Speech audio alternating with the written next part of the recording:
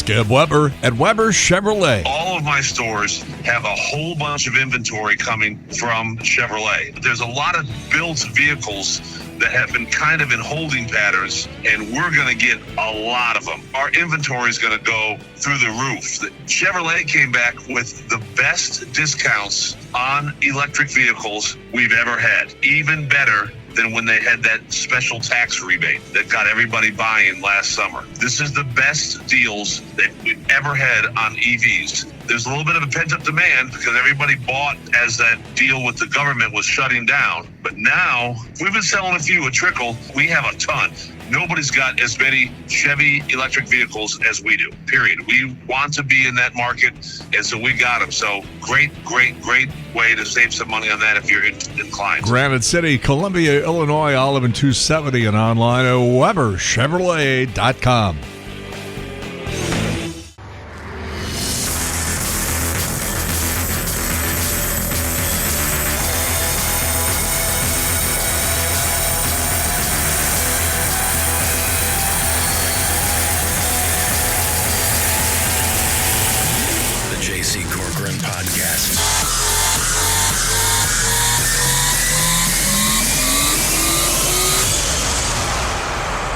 Sunday, June 21st, 2026. We have a lot going on today because not only is today Father's Day, also at 3:22 this morning, summer arrived. And it was pissed that you were not at the airport to pick it up, by the way. Bad travel agent. So anyhow, we got a lot to do here today. Lots to tell you about. Be here for the next 2 hours telling old stories. On Saturday night, we do the music show from 6 until 9 o'clock with a lot of rare recordings and alternate takes and live versions and stuff like that. And then we come back here on Sunday mornings from 7 to 9. And like I said, anything I can remember. And it usually corresponds to, one of these this date in history things. Because, let's see, what is it? It is Tuesday? Yeah, this Tuesday in 1989, the Batman movie opened up, and we're going to talk about that because if you were around during that whole thing, it was a mind-blowing phenomenon. And the more that people became obsessed with the Batman movie, and this is the Michael Keaton one, the more the hype kicked in. And the way the movie studio system works in terms of the publicity is everything is about the opening weekend. That's what the whole thing is. It's that opening weekend because it's just sort of a natural phenomenon that, after you have this big promotional push and the stars show up on the late night television talk shows to promote the movie, and there's commercials all over the place, and then the reviews start coming out telling you that the movie's really, really good or really, really bad. In the case of Batman, the reviews were pretty much good. And so you have all this hype and everything just kicks in and bingo, there's entertainment tonight and all this sort of stuff. And it's about that opening weekend because it is a natural phenomenon that after the big opening, with all of that hype engaged in the subsequent weeks, the box office totals are going to tail off a little bit. That's not what happened with Batman. With Batman, it opened up hugely, and then the momentum started to build. And in one of the greatest advertising campaigns I think I've ever seen, once the studios, and this was Warner Brothers, once Warner Brothers figured out, holy jeez, we have a monster hit on our hands here, then they poured even more money into promoting the movie in subsequent weeks. And I will never forget this advertising campaign.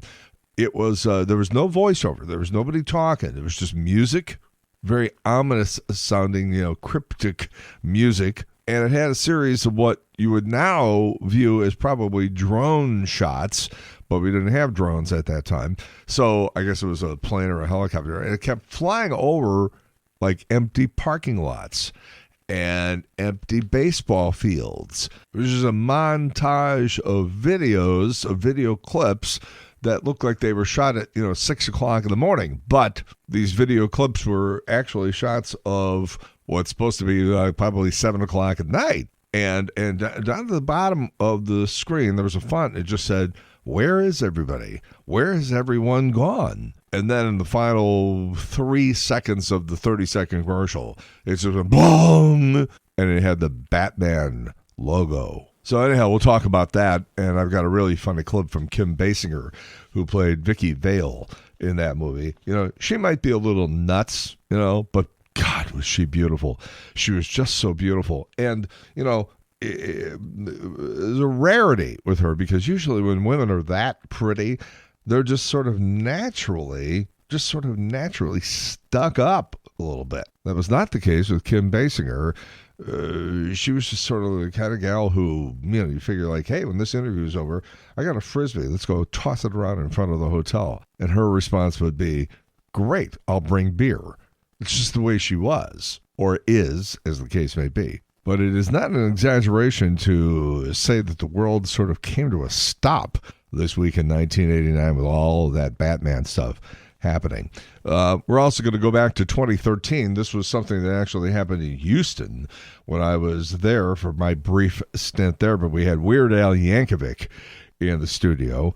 And I'll tell you the story about why my very first radio gig right out of college, it got interrupted after one show. We'll talk about all that a little bit later on. All brought to you by Weber Chevrolet with 3 locations, Granite City, Columbia, Illinois, Alvin 270, and online at WeberChevrolet.com. We're also going to talk a little bit about Gene Shalit and Tom Dreesen. 2 names that may not mean anything to you, but trust me, it was a big deal that they passed away in the last couple of days. And also, it was 1988, and Saturday Night Live was experiencing a rejuvenation with a bunch of new people in the cast, because the show was actually canceled. A lot of people don't know that. Saturday Night Live in the middle 1980s was canceled, and Lorne Michaels went into Dick Ebersol's office and some of the other brass at NBC and just said, look, you know, I've got this new cast in here, and we do seem to be experiencing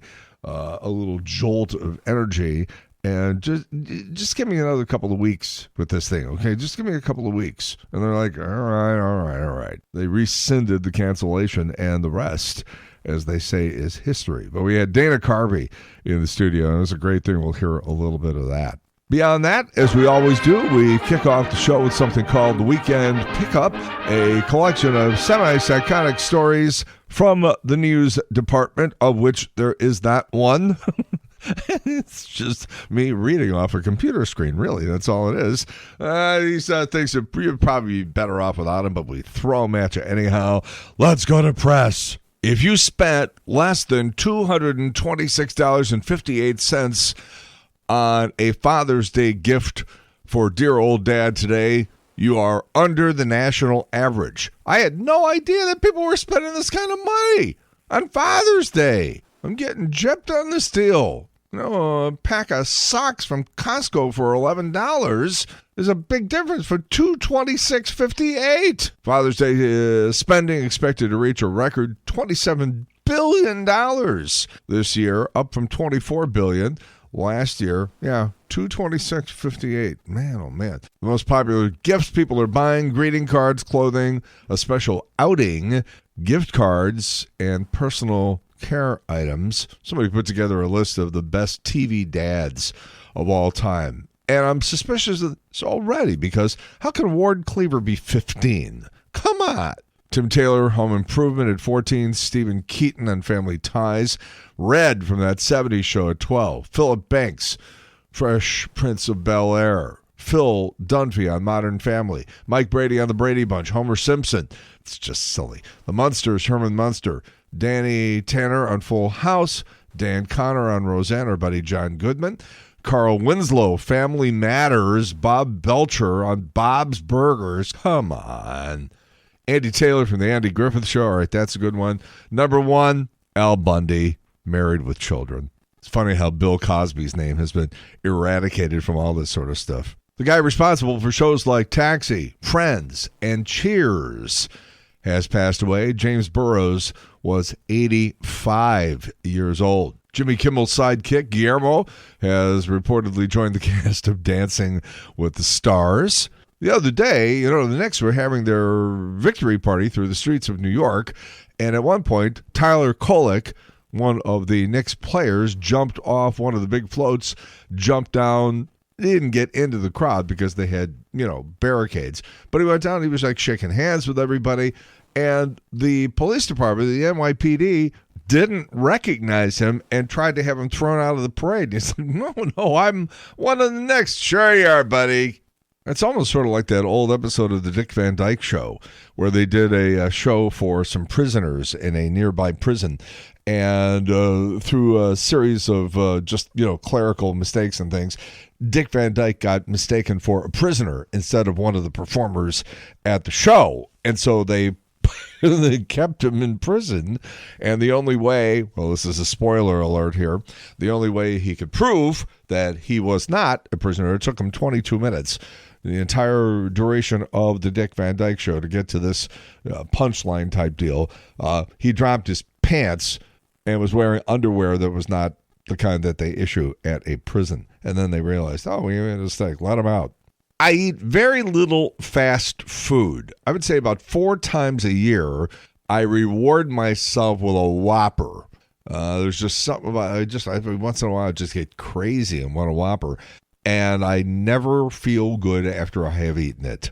I just sit there and think to myself, why did I do that to myself? And you can argue with me if you want, but Lion's Choice is not fast food. Lion's Choice is a real meal. That is real, honest to God, roast beef. That's a meal. That's not fast food. But anyhow, after 11 straight years at number 1, Chick-fil-A has been knocked off by Jersey Mike's. Top 5 burger spots: Burger King, Culver's, Sonic, Wendy's, and Five Guys. Top 5 chicken spots: Chick-fil-A, KFC, Raising Cane's, Wingstop, and Popeyes. Top 4 sandwich spots: Jersey Mike's, Jimmy John's, Subway, and Arby's. That Jimmy John's guy is a real creep, by the way. Top 4 pizza spots: Papa John's, another douchebag.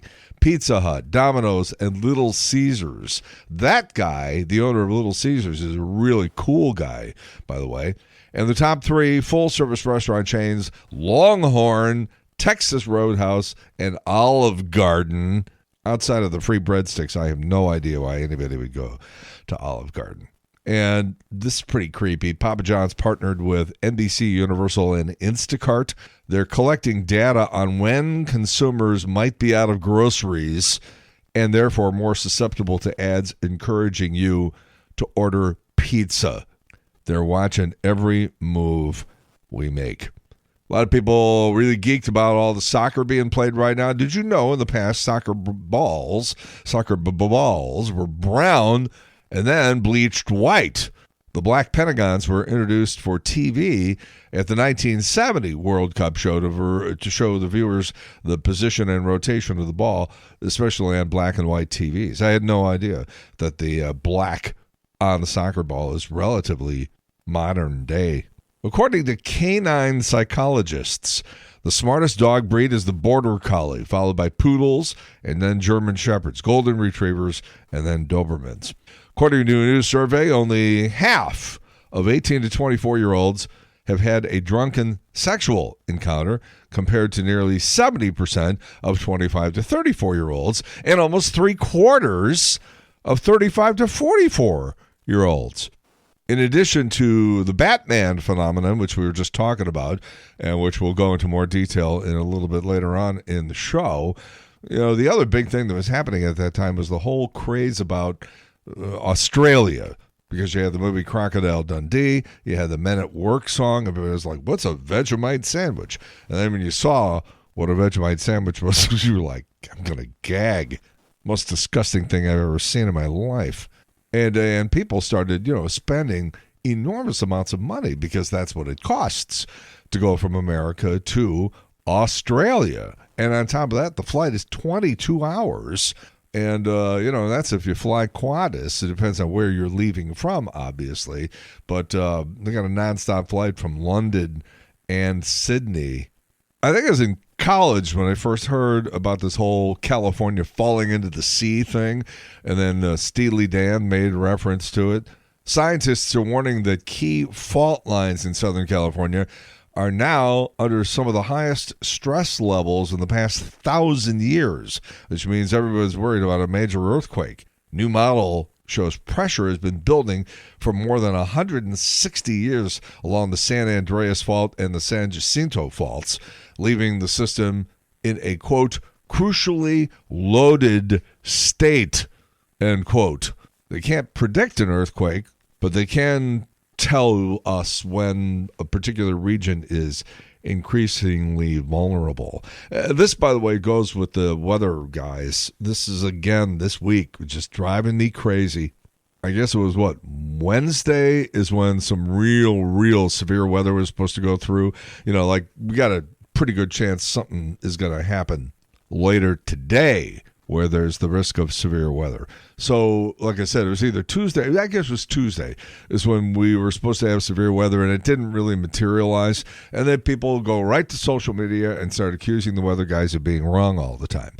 And I always say, here, I don't care what you think, but when you talk like that, when you say the weather guys always have it wrong, it's like you have a neon sign flashing on your forehead saying, I'm stupid, I'm stupid, I'm stupid. But don't take my word for it. Just sit there with a notepad and grab a pencil, and every night at 6 or 10 or whatever you choose, sit down and write what the weather forecast is. And do that for a month. And then at the end of the month, you know what you're going to find out? The weather guys are right probably about 85% of the time. It's just when these big storms come in, you, the collective, you, or yous, as they like to say in South City, yous guys want weather to be an exact science. It isn't. Maybe someday it will be, but right now, the weather guys are going by the technology that is available to us now. And that system has not advanced to the point where all weather forecasting, especially with snow totals and, big, terrible storms, those things are really, really difficult to predict, especially in the Midwest. They're hard to tell. They can tell you that a particular region is going to get clobbered, but that's why they say the chance of rain is 80% or 60% or so. That means there's still a 30% chance that it ain't going to storm at your house. So they are telling you accurate information. You're just not paying attention because you're not looking at that, 70%. Or, more importantly, the 30% that says you might not get a storm. And my favorite, my favorite people are the ones that insist that when you get an incorrect weather forecast, especially when it applies to a bad weather system, something dangerous, that they're actually doing it on purpose. That it's for, clicks on a particular website or ratings on TV stations. And I can guarantee that's just not the case. I worked in television for a long time, and I did a lot of hanging out with the weather guys. And I'm telling you, it's really important to these men and women who forecast weather that they are accurate. It's really a big deal for them. It's like anything else, You don't want to do your job and have people come and go, oh, yeah, there's Bob. He's wrong all the time, but we keep him on for some reason. I guarantee you that's not what it's like. They're trying to get it right, and they're trying to get it right with the available technology, what's available to us now. And weather forecasting is not an exact science, no matter how much you want it to be. A study from the University of Calgary found that cannabis exposure causes rats to eat even when they're already full. Sound like anybody you know? Or in other words, they get the munchies. Rats with the munchies. Researchers showed that this effect is driven by changes in your reward system. The study might also explain appetite changes in humans as well. Toy Story 5 really getting mixed reviews. They're, suggesting that maybe they went to the well one too many times on this because this is the 5th movie. And, the Toy Story scripts usually revolve around Tim Allen's character and Tom Hanks, Buzz and Woody. This one is focused on Jessie, which is voiced by Joan Cusack. And by the way, they had the red carpet thing the other night. She didn't even look the same person. She lost a ton of weight. Her face is very gaunt looking. And to be honest with you, she looks sick. So I don't know what the deal is. I hope I'm wrong on this, but like I said, it was a big story earlier this week when they did the red carpet thing, and people were like, "Who the hell's that?" And I'm like, "That's Joan Cusack." Oh, by the way, speaking of movie franchises, get this: there was a Police Academy reboot in the works with Key and Peele, but the project got scrapped after the Michael Brown shooting in Ferguson. The studio said, I don't think so. No, pull it off the table. The timing ain't right. Netflix is turning Simon Says into a game show. That sounds sophisticated. Jay Leno raising eyebrows with his statement that Joe Rogan is the new Johnny Carson. I think I understand what he's trying to say, but it's still a dumb comment. Jimmy Kimmel is off for the summer now. They've announced his summer guest hosts. Boy, with Colbert off the air and Jimmy Kimmel on vacation for the next 2 months, Jimmy Fallon must be elated over this development. Stones are going to release a new single next Friday called Jealous Lover. It's got Steve Winwood playing on it as well. And I'm speaking to the guys right now because I worry about this all the time. And if I look down and I say to myself, you know what? I think I overdid it the last couple of days. And look at my stomach is getting fat here. I better stop eating for a couple of days because I don't want to get to the point where I just turn into a big fat guy. And it's very important to me that I remain, let's just say, acceptable in terms of my appearance to my wife and to women. But I saw it again last night. I was out at dinner. And, it's like one of these TV sitcoms where some big fat guy like Kevin James has this, like, unbelievably awesome, sexy wife. And this guy comes in, and he's wearing, like, a tent. And he's actually had to alter the way he walks because he's gotten so huge that you can't even walk like a normal human being. So you're sort of waddling in a way. And the wife is hot. That's why the story about Jelly Roll and Bunny XO, man, oh man, the guy loses like 500 pounds and then she announces she wants to divorce him. That doesn't even make sense.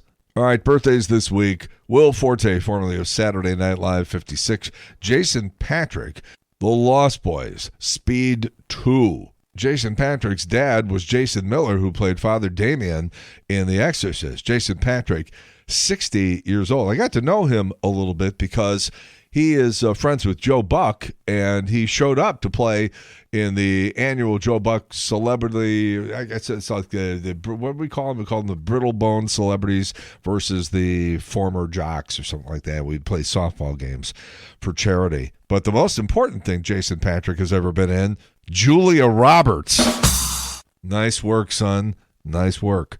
Greg Kinnear, 63. Barry Manilow, 83. Paul McCartney, 84. Mia Sara, who played Ferris's girlfriend in Ferris Bueller's Day Off, played Sloane. She's 59. Paula Abdul, 64. Kathleen Turner. Something went seriously wrong there, folks. The pride of Springfield, Missouri. Something went terribly, terribly wrong there. 72. Ann Wilson of Heart, 76. Felicia Rashad is 78. Nicole Kidman, 59. Michael Anthony of Van Halen, 72. John Goodman, 74. Lionel Richie, 77. Bob Vila, This Old House, is 80. And then birthdays today, Lana Del Rey. There's somebody getting away with something. 41. Chris Pratt from Guardians of the Galaxy, 47. Ray Davies of the Kinks. And I believe that is the correct pronunciation. For years, we said Ray Davies. And I think that's wrong. I think that even though it's spelled Davies, the British pronunciation is Davis. Anyhow, lead singer of the Kinks, 82. James Gandolfini from The Sopranos died this week in 2013. He was only 51. And 26 years ago this week, the year was 2000, Tiger Woods won the U.S. Open for the first time by a record 15 strokes. He won it again 2 other years in 2002, 2008. And there it is, the weekend pickup. That's how we start the show here on the Sunday Showgram. 1019, 94.1 and the News Talk STL app. When we come back, it's the year 2013, and Weird Al Yankovic is in the studio with me. It's coming up on the Sunday Showgram. Stick around. Weird Al Yankovic. How you doing? Oh, hello. There we go. Hello. Let's turn on the right microphone. Let there me check he the. is. Is that working? Hello. I think we found the right microphone. Absolutely. It's me. Hi there. We were just talking before we went on about the production values. Anybody who's been following you, what was it, 1981, the very first one with Well, Mile that was like 79. So I 79. go back to the 70s, man. Ooh. Yeah. Not always a good idea. Not always a good idea.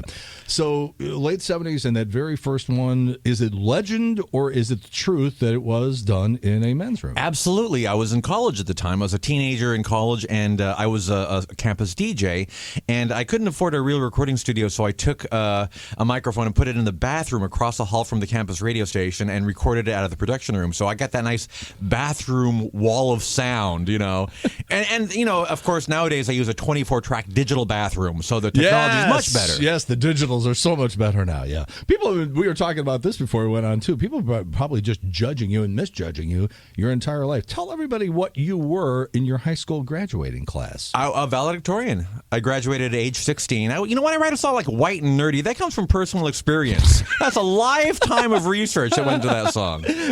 So the valedictorian, and what did you think you were going to do? What were you training to do? What did your high school guidance counselors, principals, teachers, advisors, and all that, what direction did they think you were? Well, here's the strange thing. When I was 12 years old, I had a meeting with my high school guidance counselor, and everybody, they're trying to prepare you for later life. And they said, well, what do you think? What do you want to be? And I said, well, I kind of want to write for Mad Magazine.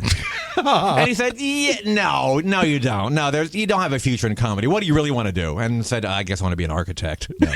Now, for the people who were around you in high school and knew you as the valedictorian, were they then surprised also, or would they have said back in the day, oh, yeah, we knew he was going to go off, spin off somewhere? I have no idea what they were expected out of me. I mean, I think they'd probably be kind of surprised because I wasn't really interest in sports? No, not really. No. You joined some sort of club that just basically got you an extra page in the high school yearbook. Oh, right, the Volcano Worshippers Club.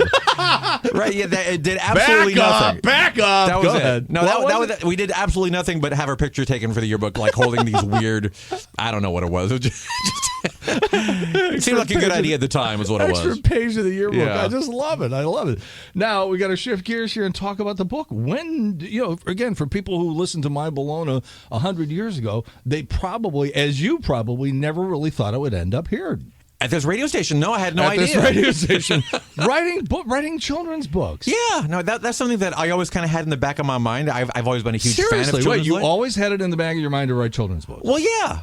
I mean, I've been a huge fan of Dr. Seuss and Shel Silverstein, and that shows, by the way. That shows, and that's a compliment, by the way. Thank you. Yes, because again, how old is your? She's girl? 10 now. She's 10 now. When I first started writing children's books, she was of an age where I could have read her these for her nighttime story, and now she reads them to me. See, and I've got a 20-year-old, a 17-year-old, and a 3.5-year-old. Yes, I'm freaking nuts. Yes, go ahead and say it. I know you're thinking it.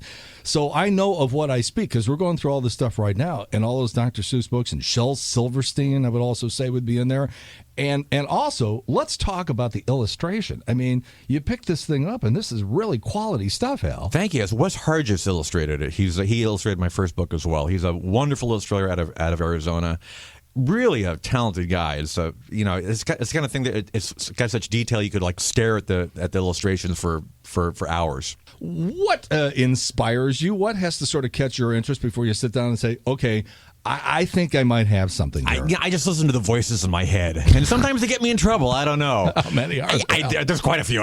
We are legion. And this obviously, we're living in a disposable time in this country and in this culture because things move so fast with the 24-hour news cycle on cable and Twitter and Facebook and all that, and things are old in 10 minutes. And, when James Gandolfini died the other night, it's like in 10 minutes, if you posted it, like, yeah, we know from 10 minutes ago. Yeah, duh. So you probably miss opportunities now that probably wasn't the case 20 years ago. No, it's true. I mean, everything happens so quickly. Like if something happens and then you come up with something next week, it's like, yeah, there's 10 million Gangnam Style parodies already. Thank you very much. So it makes it difficult for me. I've got one more album on my record deal, and it'll be a conventional CD. And after that, I'm probably going to try to be more immediate in terms of like releasing things digitally. Now, I don't think you get nearly enough credit for what a good singer you are. Well, thank you. Because, when you are, obviously sometimes you're doing a certain sort of song that is supposed to appeal to a certain crowd and you're putting on a voice and everything like that. But when you are really singing and you're serious about singing, you're not fooling around. This stuff is mechanically or engineered, altered in any way, shape, or form. Or are you really singing this well? I just pretend to be a good singer and it works. No, come on. Seriously, you can really sing when you put your mind to it. When you're serious about it and you want to belt it out, you can do it. Well, I've been practicing for a long time. Like, no, when I started out in the bathroom, I wasn't that good of a singer, but you do anything for 30 years, and after a while, it kind of kicks in. Well, you would think, but look at me. It's like, look at me, the whole thing. So tell me the Rick Derringer story, because I know that for a period of time there, it was Rick Derringer, as in Rock and Roll Hoochie Coo, who was producing your stuff, and I know that probably really propelled you in the limelight, because now, instead of it just being like, oh, I get it, he's parodying this song, now you were able to almost perfectly mimic not only the vocals, but the production values, all of the instruments, all that sort of stuff. How did that collaboration begin? That's something we decided early on, like after My Bologna and Another One Rides the Bus, where the joke was like he's playing the song on his accordion. We thought, well, we've got like Rick Derringer here. Let's like really make it sound good. And now the joke is like when you hear the parody for the first time, for the first 10 seconds, you're thinking like, is this the real version? Is this the Al version? And Rick was great. He produced my first 6 albums, and I've been producing them ever since. But it was such a thrill to work with him. I've always been such a huge fan. So When I Grow Up is one book, but the new one is My New Teacher and Me. The inspiration for this, what was it? This is a book about imagination and individuality. So Billy, who's the star of both books, is an imaginative 8-year-old kid, and he kind of butts heads with his new teacher, who's Mr. Booth, is very by-the-book, rule-giving authoritarian. So it talks about Billy's tall tales and how it doesn't jive with his new teacher's sense of reality. And again, this is an experience that a lot of kids have. There are people moving around all the time, going into new schools all the time, parents moving, all that sort of stuff. So this is sort of a universal theme for an awful lot of kids. Absolutely. I want to talk about the Michael Jackson era, because Michael Jackson put out the album Bad, and then you responded with Even Worse, which I still laugh about. It's so darn funny.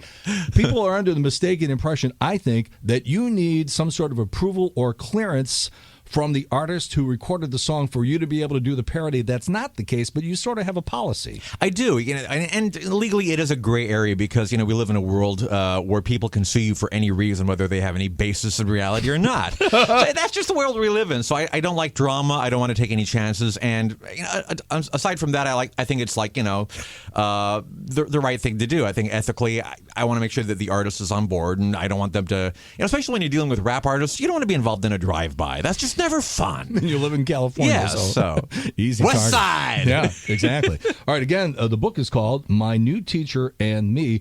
Beautifully illustrated. I got to tell you, I've had a lot of these books in my house because of all these girls. I mean, a 20, a 17, and a 3.5, and we have all of these things. It is wonderfully written. It is beautifully illustrated. I'm sure at some point when you were coming up in the business and you had the success with My Bologna and Another One Rides the Bus and stuff like that, you probably thought to yourself, I'd love to do a movie someday. I don't know what everybody else thought of UHF. All I know is I laughed my ass off at that movie. And this was, you get to drink from the fire hose. I still remember all this stuff. Michael Richards was in this movie. It was sort of a Walter Mitty type thing you did. Just talk a little bit about what that experience was like. It still pops up once in a while on cable or something. And I always stopped at Comedy Central, I think, runs it. I always stopped at and watch it when it's on. It's one of those movies when it came out, it didn't do well at all. It bombed commercially. Neither did Office Space. And look, it's the same sort of sensibility. Kind of. It's a cult movie, apparently, because You know, it did not do well commercially. Critically, at the time, everybody hated it, but it's gone on to become extreme. No, they did. But it's gone on to become this, like, beloved movie. Like, the people that are into it have seen it, like, hundreds of times. It's like the Rocky Horror Picture Show. They used to call Dick Clark America's oldest teenager. He's no longer with us. I really think that you are the heir apparent to that title. I'm next in line? Yeah. I mean, I really think that's you. Yay! Putting up no resistance, ladies and gentlemen. Weird Al Yankovic, America's oldest teenager. We'll go with it. We'll go with it. All right, again, the kids' book. Now, again, I have two of them here, When I Grow Up, and the other one is My New Teacher and Me. And again, great illustrations and the whole thing. And again, Weird Al Yankovic, thank you very much. Congratulations on all your success. Just have a great time here today. Thanks so much. Radio? Who needs a radio? Like what you're hearing? Don't forget JC's Wayback Machine every Saturday night from 6 until 9 on 101.9 and 94.1 News Talk STL and the free News Talk STL app. So I went to school at Northern Illinois University in DeKalb, up there in Northern Illinois, thus the name. And I was still living in the apartment, sharing it with my old college roommate, Jeff Graham, in DeKalb, which was about 45 minutes from Rockford. And a bizarre series of experiences took place at that time. And I'm not even sure where to start. At my college radio station, there was a guy who was a year older than me. I mean, this guy just thought that he was it, like he had created radio. He was already working at this radio station in Rockford doing the late night progressive rock show, man. And I didn't like this guy. And I especially did not like his best friend, who was not in radio, but was some sort of, Mr. Know-It-All. It's amazing. They always say, birds of a feather. Somehow these two guys found one another. And this guy thought he knew everything about everything. Like I said, these are just, guys knocking around college, sometimes even after they had graduated or dropped out, and were just still sort of hanging around, sitting in bars, pontificating. So I'm on the brink of graduation from college in 1975, and there's this radio station in Rockford, Illinois, and I want that job. The coveted 3 a.m. to 5:30 a.m. slot was open. 3 in the morning until 5:30. I told my mother and father, who had just paid a large chunk of my college expenses for the last 4 years, that I was basically going after my first big radio job, and they were going to pay me minimum wage, and I was going to be on the air from 3 in the morning until 5:30 a.m., and they were so demoralized. I don't know if they felt worse for me or for themselves. Either would have been justified. Let's just leave it at that. So I grabbed my tape and my resume. I head for Rockford, Illinois from DeKalb, and I get into the place, and I want to see the program director, and they let me in, and I go into his office, and I'm all proud of myself. Here I am to save the broadcast industry. I'm in the program director's office, and he's looking over my stuff, and he says, I see you just graduated college. And I'm throwing up my chest like I'm a big deal. Yeah, that's right. I got that sheepskin. And he said, I don't hire college graduates. I was thinking to myself, what the hell is that even supposed to mean? Well, I found out later on it's because he had gotten drafted and he got sent to Vietnam. And by the time he got back, the whole idea of going to college sort of went out the window, and he didn't have any money anyhow. And I think he just had a bug up his butt about it. He was very resentful of people who not only went to college, but graduated from college. And so he took it out on college graduates by not hiring any. So I leave with my tail between my legs, and I'm sitting back in DeKalb in my apartment, wondering, what am I going to do now? That's the only place I knew of that had a job opening, and now what? So I decided to go to one of the local bars on a Friday night and just drown myself in misery.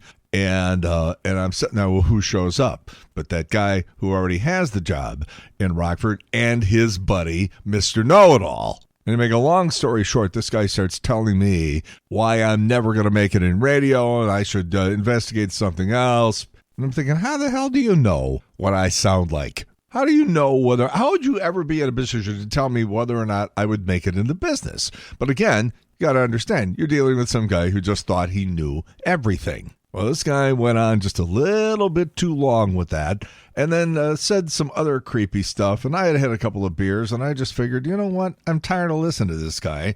And I took my beer and I just threw it in his face. And he hops up and I hop up and we start going at it.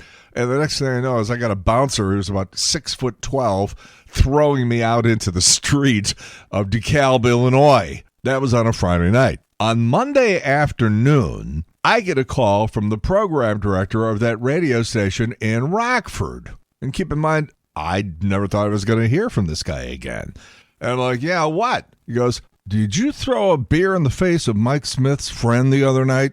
My first reaction to myself was, how the hell did he find out about that? It's not like it's front page news. I wonder how the hell he found out. I didn't have anything to lose, and so I said, yeah, he was mouthing off to me, and I got tired of hearing him, so I threw a beer in his face, and we ended up in a little brawl, and I got thrown out. And as God is my witness, this program director says, I hate that guy too. Come on back out. I think I got a job for you. I got hired for throwing a beer in a guy's face. That was the first and last time I ever did anything like that, by the way. In June of 1975, I go on the air at 3 o'clock in the morning on WYFE in Rockford, Illinois. And I'm thinking to myself, I haven't felt well the entire night. No, I don't know. It's just nerves. It's my first big radio gig, and it's to be expected. And but it was the kind of pain and discomfort where you're like, I don't think I've ever felt anything like this before. I wonder what the hell this is. So I go back to my apartment, 45 minutes away, drive back to DeKalb from Rockford, and I call my mother, and she says, you better come in and see our doctor in Chicago, in the Chicago suburbs. You better come in. And so I drive in. It's about an hour and 20 minutes. I get to the doctor. He's examining me. He's sort of looking at me like, yeah, you don't look right. And he's pushing stuff and, doing the stuff that doctors always do. And he's poking around in my abdomen and everything, and I'm not really having much of a reaction. So he brings in a gurney. And he says, I just want you to just lay down here for a couple minutes, all right? Just rest, just lay on this gurney, whatever. He just grabs the gurney and just violently shakes it one time. And my gut felt like it was going to leave my body. And I was just laying there going, wow, did that hurt? What the hell did you do? You didn't even touch me. You just shook the gurney. He says, just relax, I'll be right back. And he goes down the hall, but I overhear him call the local hospital and say, this is Dr. Liebert, I'm going to admit a patient for appendicitis. He's going to have his appendix taken out very quickly because there could be a rupture here. At which point, I faint. I think it's the only time in my life that I've fainted. And at 6 o'clock that night, I had my appendix taken out. Now when they do an appendix, you're in and out in about 8 hours. But back then, they had to slice you open and then you had to recuperate. I was in the hospital, I want to say maybe 5 days. Now I've worked one night and I'm in the hospital. I can't come to work. It's like, don't worry about it. Just when you recuperate and your job's waiting for you when you come back. So my very first big radio gig out of college lasted one night before it was interrupted with appendicitis. And if you're saying to yourself, I wonder what the moral of the story is, I've looked. I can't find one. It's JC's Sunday Showgram on NewsTalkSTL. Yeah, well, the first day of summer means lots of summer movies. And back in 1989, this week, the world pretty much came to a stop when a little movie called Batman opened. And even though we all know how it turned out, the whole thing misfired at the beginning because there were just a lot of people who thought that the idea of Michael Keaton as Batman was an absurd choice by Warner Brothers. People were like, Michael Keaton? I guess you can sort of understand it. Wouldn't have been my first choice. As it turned out, everything was fine. And the movie was a giant blockbuster and spawned the series, and we're still making Batman movies now. So somebody knew something. Tim Burton knew something. Naturally, you didn't know I was wearing my special Super Thermal B long underwear. Now, for years, I've been telling you about those Hollywood and New York movie junkets where you go out there, they show you the movie, And then you get up the next day and you interview all the stars. And in this particular case, Jack Nicholson was not going to sit there all day and do that. But Kim Basinger sat there all day and let us fire goofy questions at her. And we sort of got talking about the deplorable conditions that Gotham City turned into when the Joker started wreaking havoc. And so I asked Kim Basinger this. What's the worst living conditions you've ever had to put up with? Oh my God. My mother took the 5 kids and myself into a bomb shelter one time for an experiment. And she dragged us in here, and we all had to live with a bunch of other people in the city and see how long we could take it. It was a psychological study, and you got $50 or whatever it was a piece. And I don't know what it was, and we didn't make it. How long did you last out there? We lasted 12 hours. Yep, there she was, Vicky Vale from that very first Batman movie. And I think I can speak for moviegoers from sea to shining sea when I say that Tim Burton and Michael Keaton and the Warner Brothers, they blew it. They should have had an appearance by Adam West. They should have given him a role as something, put him behind a desk or have him just walk by and see how many people catch it. I mean, Adam West should have been in one of those movies. In full costume, sometimes would take that thing out on Sunset Boulevard and just kind of drive around. Is that true? Well, it was the only way I could get a date. I cruised Van Nuys Boulevard Saturday night. Burt Ward wrote a book a couple of years back. That didn't really set very well with you, did it? He was so jealous because my bat pole was bigger. The one I had the suit on last night again, and it fit, and we got results. We got results. Was one cool dude. And if you dig around on the internet, oh my God, did that guy get action. Oh my God, he nailed every starlet in Hollywood in the 1960s and 1970s. I don't know about you, but what I think they should do is instead of just making another in the Batman series with more special effects and more villains and, all these sort of explosions and the darkness and all that sort of stuff, go back and make a movie about the Batman TV series with Adam West and Burt Ward and Burgess Meredith and all of the people who played all the various characters. Frank Gorshin. That's the movie I want to see. Nothing I hate worse than somebody who has a good idea and has to sit there and watch as other people try to steal that good idea.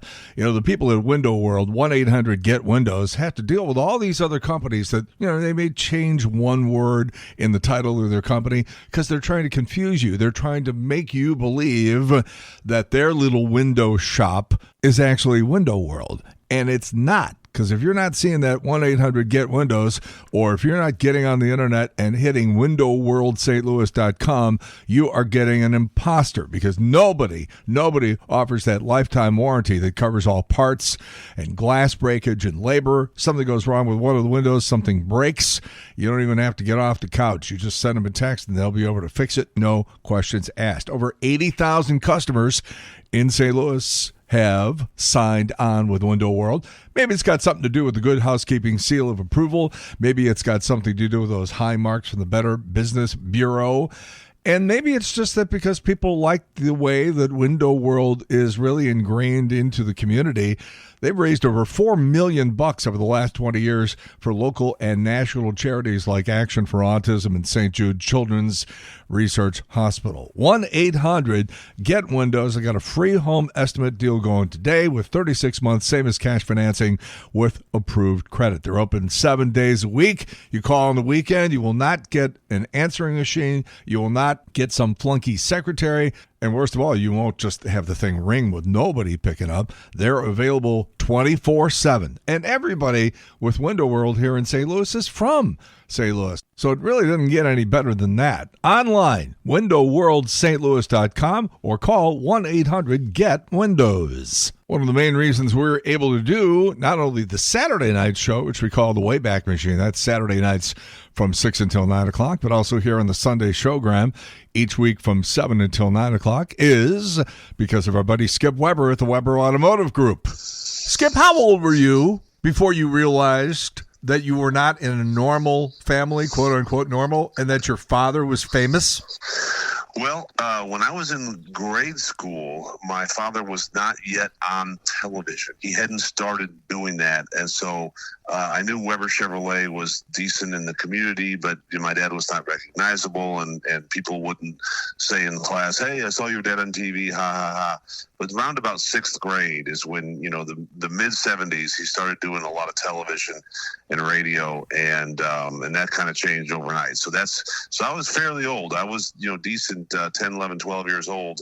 And of course, as a male, it leads into, "Hey, Weber, I saw your dad last night, ha, ha, ha," that kind of thing.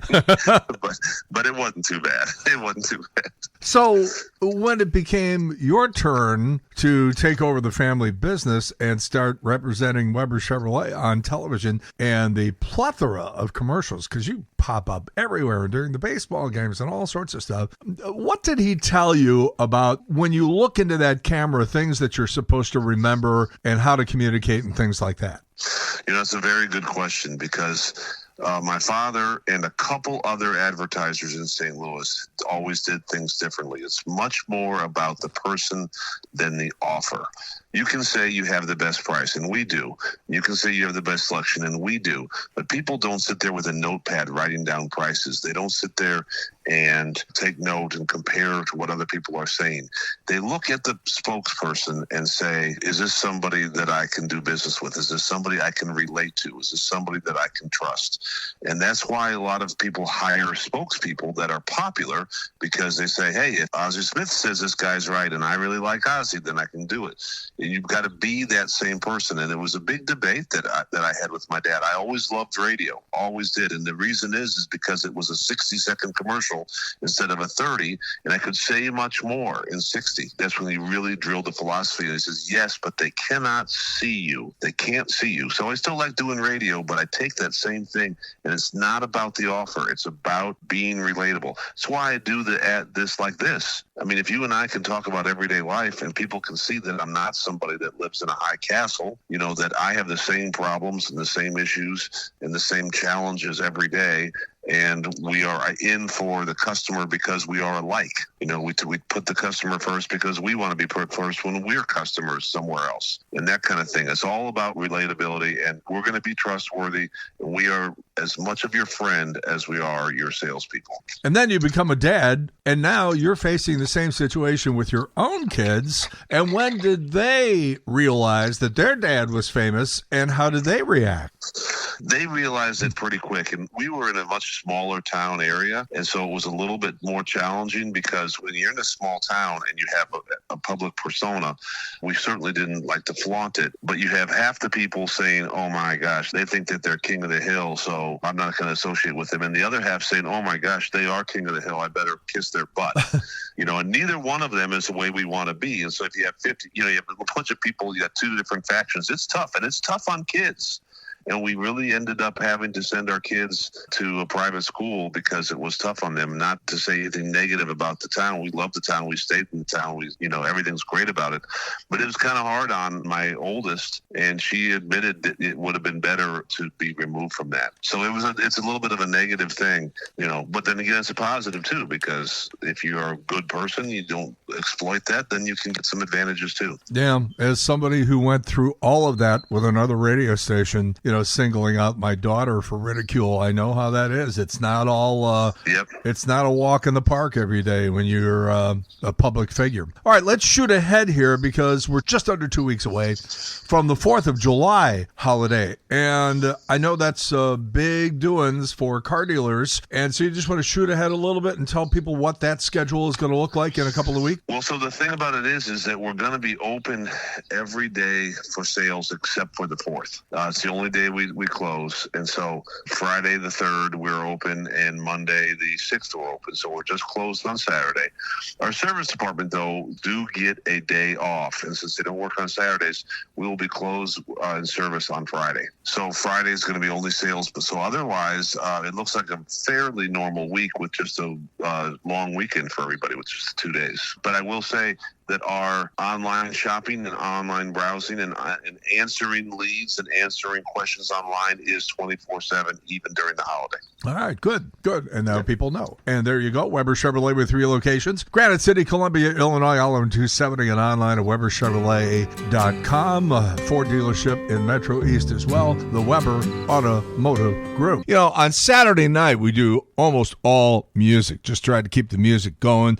It's great if you're sitting out on the back deck or something. You got a long drive. Or just, maybe you're stuck working, you put your earbuds in, and you hear some great tunes. And what we do is we steer completely away from all the stuff that gets played on commercial radio in St. Louis. So you're not going to hear those same 350 songs just, they've been pounded into the ground for the last 50 years. But we also don't get all weird on you either. What you're going to be hearing is songs that you know and that you love, but that have sort of been forgotten. Or maybe you hear an alternate take, or maybe a live version, or an acoustic version, or something like that. It's really a good show.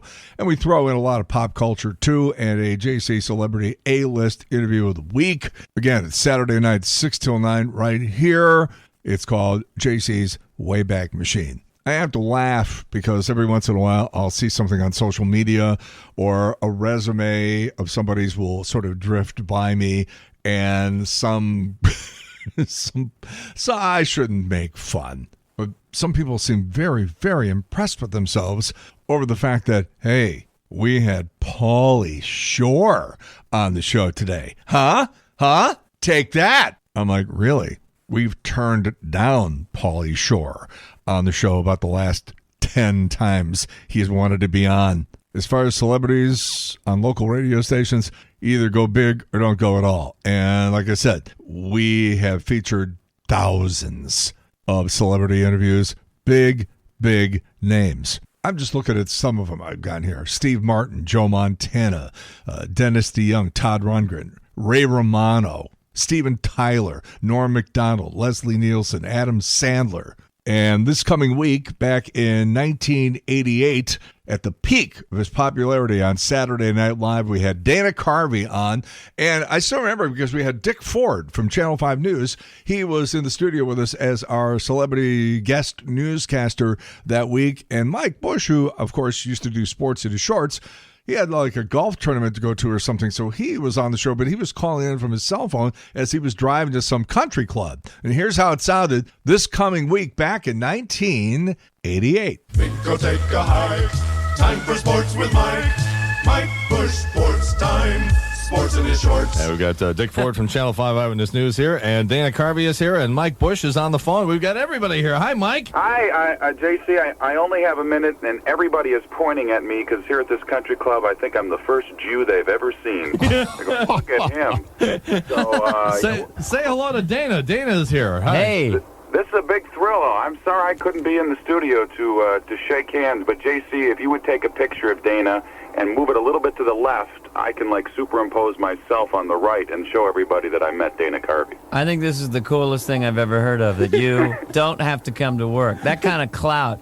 It's like me being able to stay in my hotel tonight and just phone my thing in over. Yeah. All right, now I'm in the church lady dress. Now I'm doing Hans and Franz. Okay. No, that's very hip. Put a speakerphone out on the stage and just invite people to come by. It is a pretty good gig, and I get $4,000 each time my voice is heard on the radio. Really? Yeah. $4,000 a pop. I want your agent. I want your life. But I don't want you. About Miss Paula. But Mike, how do you say tee off in German?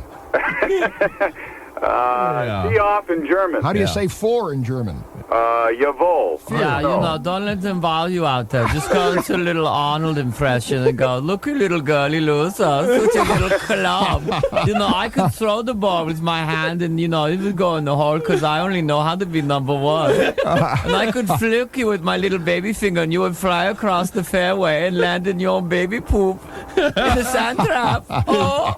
Just a suggestion there. Whatever you want to do. Thank you very much. Goodbye. All right. See you.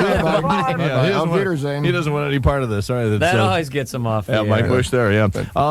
So you're going to be doing 2 shows. It was originally only supposed to be 2 shows tonight. Oh, they just keep adding shows. I may never get out of St. Louis. I love it here. I don't know what it is about me in this town. They're going to get you in an apartment. You'll be here. I'm doing 2 shows tonight and 1 show tomorrow night. Yeah, and that one was added because of the popularity of Dana Carvey. You were here in 1987 with the Saturday Night Live tour. Yeah, had a little Dennis Miller with me there. Okay, what am I, Condor, the usurpery one here? Does Dennis know what he's referring to? It's like, what am I, Queequeg here? Who are these people? Yeah, I was with them. And I stopped by once a couple years ago, and now I'm back.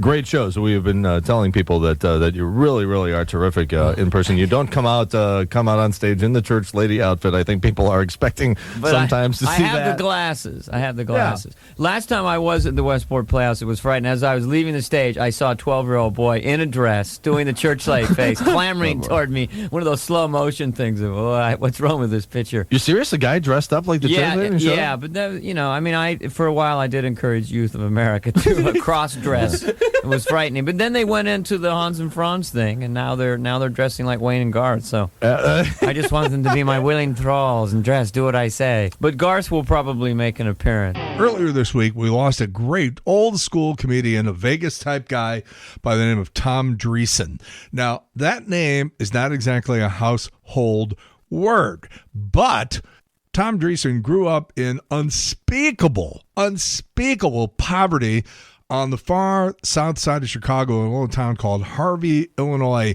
And you can read his book, Tim and Tom. Remember Tim Reed, Venus Flytrap from WKRP in Cincinnati? Back in the 60s, Tom Dreesen, who was white, and Tim Reed, who is black, went out as the first and only biracial comedy team. And they played some rough places. I mean, some rough places, mostly bars. And if it was in a black neighborhood, everyone would beat the crap out of the white kid. And if it was a white neighborhood, everyone would beat the crap out of the black kid. But they survived it and went their separate ways eventually. And Tom Dreesen, who, as I said, didn't have a pot to piss in when he was a little kid, moved out to California, got in touch with all of the right people, and ascended into being a really, really good stand-up comedian. And it caught the eye of Frank Sinatra. And, in fact, Tom Dreesen was Frank Sinatra's opening act for almost 14 years. I have to tell you, last week here on the show, we played back the Dan Kelly Memorial Golf Tournament where we did speed golf, and Jay Randolph and Doug Vaughn and all the Mike Bush, all the sportscasters of the day back in the late 1980s were there. And Tom Dreesen, who was going to be opening for Frank Sinatra on Saturday night. This was on a Friday morning. And on the next night, Tom Dreesen was already in town and is going to be the opening act for Frank at the Fabulous Fox Theater. And being the pal that he was to me, and he was so good to me, he came out to the speed golf thing at Tower T. And he was part of the show, and then I had a TV crew lined up, and we did our interview on the golf course right there at Tower T. And when we were in Los Angeles, Karen and I got invited up to his apartment, and he was so nice to us. This is Frank Sinatra's opening act, and this guy is just being great. You know, the Cubs won the World Series in 2016, but a couple of years before that, it looked like the Cubs were going to finally break the drought. And I was working at a Chicago radio station at the time, a big News Talk 50,000 watt station, WLS in Chicago. And I called Tom up and I said, looks like this might be the year. Tom Dreesen, by the way, who at the age of 46 spent a couple of weekends at Wrigley Field working as the ball boy. Again, this is the opening act for Frank freaking Sinatra. And he's wearing a Cubs uniform and sitting on a little bench waiting for foul balls down the right field line. So I had him on that year up in Chicago. Again, great interview. And maybe my best story is there was a blizzard in New York, and I was up there doing some movie interviews or something. And I cut my time short because I had to get back to St. Louis. I had just started a new radio job. I didn't want to not show up on Monday morning because I'm stuck in a blizzard in New York. So I got a cab, got all the way to the airport. As I'm pulling up to the airport, there's a bunch of people standing out in front of LaGuardia saying, keep your car, keep your car. The airport is closed. A jet just went off the runway. And I was like, oh. So I had the cabbie take me all the way back to the Waldorf where I was staying and got my hotel room back and just sweating bullets and thinking to myself, wow, that was close. That was close. I could have been stuck at the airport with, nothing. At least I got a, warm bed and a TV and some place to eat. And I remember that in the basement of that hotel, there was a very, very highly rated Japanese place down there. So I figured I'll go down there and I'll have some dinner. And I'm sitting there, place is almost deserted, and in walks, by the way, wearing a Late Night with David Letterman leather gold-sleeved jacket, in walks Tom Dreesen. I'm like, Tom, because I had just seen him a couple of months before that. And he came over to the table, and he sat there, and he told Frank Sinatra stories for 2 hours. But maybe the best interview that Tom Dreesen ever did was with David Letterman. And these guys went way back to the mid-'70s when they were just starting out as young comedians at the Comedy Store on the Sunset Strip in L.A. And so now they've both made it big. Dave's got his own show. Tom Dreesen is just the toast of Las Vegas, and everybody knows him because of Frank. And here's a little sample of that evening, Tom Dreesen and Dave. Because you hear these stories, about he's a tough guy, He's always drank till he was like 80. He was drinking Jack Daniels, smoking butts every night, sure. and could handle himself and was a tough guy. He was a scrapper. He was a tough guy. But did you ever see him go after anybody? Well, the reason he kept me for years is I could take a punch. I mean, he wanted a comedian. But I'll tell you what let me tell you about his sense of humor. He saved Shecky Green's life. Yeah, he told the guys, stop hitting him. He's had enough. He's had enough. He's had enough, boys. All right. But let me tell you, I'll tell you, Frank stayed up till dawn. Always stayed up till 6 every night. Every night. This is when he was working, right? His whole life, yeah. His whole career, he stayed up till dawn, and he expected you to stay up with him. And he would.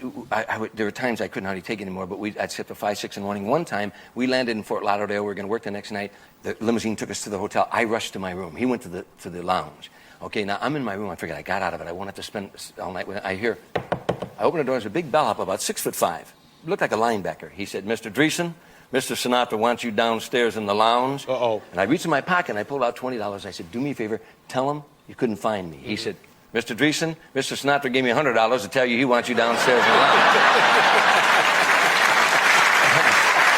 Tell me the story about the time Frank Sinatra saved Shecky Green's life. Now you're talking. Tell me. Yeah. This is a great story. Shecky Green is a wonderful comedian. Great comedian. Worked Las Vegas, still works Las Vegas. Yeah, works all the time. Great comedian. Wonderful Everybody comedian. loved him. When you go see him live, you just laugh yourself sick. Exactly. Nice guy. Great guy. Not an enemy. Not an enemy. Everybody loved him. Well, one night, 3 guys were beating him up. He's just that good. That's it. It's good. And Frank Sinatra. This is in Las Vegas. In Las Vegas. Frank Sinatra saved his life because Frank walked by and he said to the guy, "He's had enough."